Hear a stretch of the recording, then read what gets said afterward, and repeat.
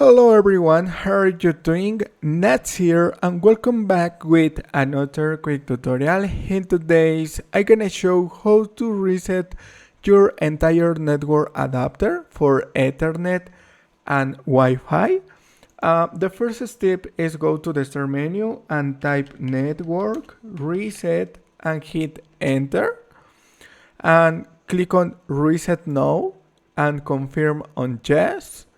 And click on close and click on close. To apply the change, go to the start menu, select the power off button and click on restart and wait a moment.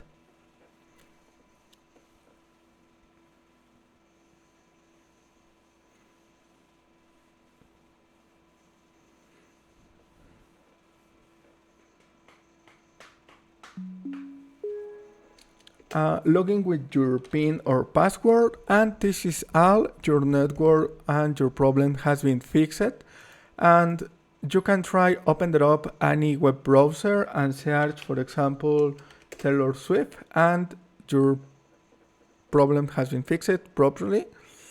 And this is all, and thanks for watching. Don't forget to subscribe and see you in the next tutorial. Goodbye.